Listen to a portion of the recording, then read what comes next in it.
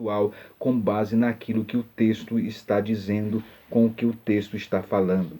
Nós pentecostais valorizamos a experiência pessoal, não a colocamos acima das Escrituras, mas a submetemos às Escrituras, e ela tem o seu valor como resposta ao texto bíblico. Aqui entra também a história e a interpretação, né? Eu tenho que atentar para a história, né? Para interpretar o texto bíblico. Foi isso que Pedro fez no dia de Pentecostes. Citou o texto de Joel, no capítulo 2.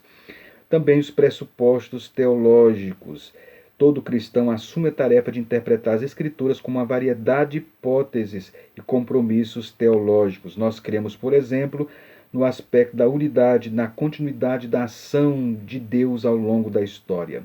A história forma uma unidade e Deus ele age ao longo da história. E esse agir de Deus continua nos dias atuais. Esse é um pressuposto teológico. Por isso nós cremos nas línguas como evidência, então, do batismo com o Espírito Santo.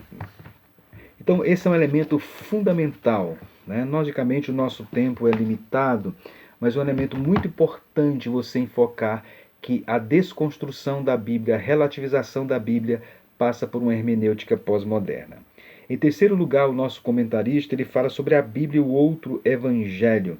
Nós estamos vendo hoje um outro evangelho. A cultura pós-moderna, o politicamente correto, fez surgir então a necessidade de ressignificação então da Bíblia, conforme nós falamos agora há pouco.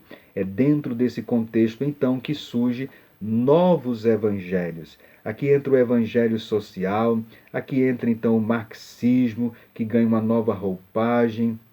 Aqui entra a teologia inclusiva, né?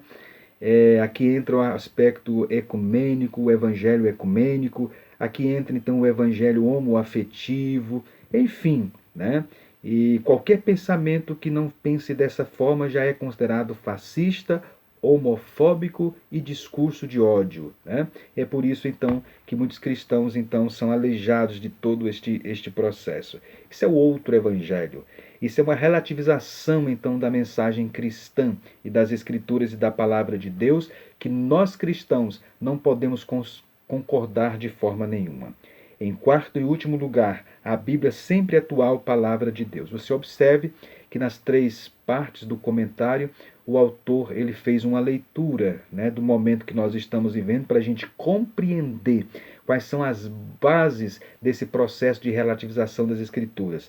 E agora, na quarta parte, ele vai lançar os fundamentos bíblicos e teológicos que nós cristãos cremos. Primeiro, a Bíblia ela é revelada, é a revelação de Deus, né? A Bíblia é um texto antigo, mas com uma mensagem atual. Aqui você pode considerar, né, a Bíblia como revelação de Deus, a inspiração divina das Escrituras. Aqui você pode, se tiver tempo, falar um pouquinho também sobre a transmissão do texto bíblico ao longo dos séculos, tanto do Antigo, os textos do Antigo como do Novo Testamento, a passagem do texto massorético, a passagem, por exemplo, do texto da Septuaginta, enfim, também dos textos do Novo Testamento, as descobertas arqueológicas, enfim, mostrando então a confiabilidade do texto bíblico. Obviamente você deve ter cuidado para não ser muito acadêmico às vezes nessas exposições, né? Nós temos que ser o mais simples possível, entender então que muitos alunos estão ali e às vezes não conhecem esse linguajar acadêmico. É um dos problemas de alguns professores. Eles querem levar muito o academicismo então para a sala de aula, para demonstrarem conhecimento e às vezes que acabam não cumprindo então a sua função. A Bíblia é inspirada por Deus. Comente sobre a doutrina da inspiração. O que é inspiração? A inspiração cessou no período então apostólico, com João, o último a escrever. Mostra o processo de canonização das Escrituras. Enfim, esses são os pressupostos básicos da Bíblia como palavra de Deus. Então, caro professor, a Bíblia ela é importante para cada geração. E na geração que nós estamos vivendo, a Bíblia continua sendo relevante. Tanto para a geração do século I como para nós no século XXI, a Bíblia continua tendo a sua relevância e a sua importância. Então, concluindo, nós podemos dizer, O que você deve fazer então nesta lição? Primeiro, faça uma leitura do espírito da nossa era, do momento que nós estamos vivendo, né? Como o espírito da nossa era é pautado pela desconstrução e pelo relativismo. Depois comente sobre a questão do politicamente correto, comente sobre a questão da Bíblia, como a visão que muitos têm da Bíblia ser atualizada, ser necessária uma atualização da Bíblia, de mito, a Bíblia sendo vista como mito, e também da hermenêutica da desconstrução. Depois relacione isso com os outros evangelhos que têm surgido nos dias atuais e depois finalize lançando as bases cristãs, bíblicas e teológicas da Bíblia como inerrante, infalível, a palavra de Deus e também atual, que não precisa de atualização. Ela é a inerrante, infalível, imutável, atual, insubstituível palavra de Deus.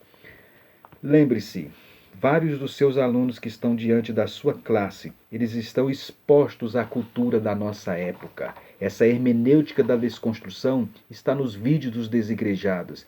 Essa visão do politicamente correto está no discurso da universidade e da sala de aula, às vezes de ensino médio, do seu professor ou do professor dos nossos filhos de história, de geografia, enfim, né? Está presente então no discurso então de educadores da atualidade. Então você, caro professor, não perca esse momento singular que você tem diante da sua classe. Não esqueça, devido a muita informação que essa lição pode trazer, organize suas ideias.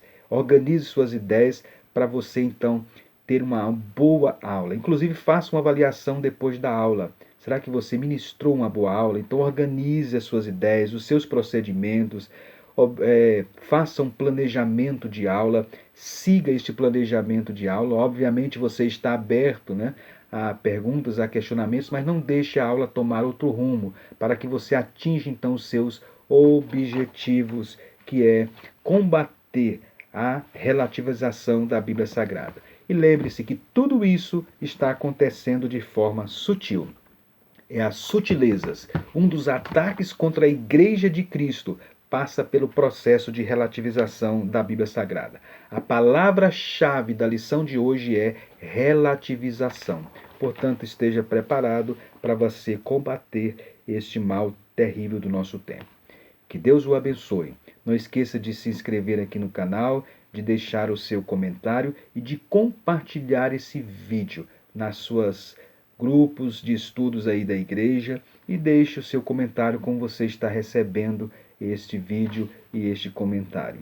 Que Deus o abençoe e nossa oração é que você haja como um verdadeiro educador cristão.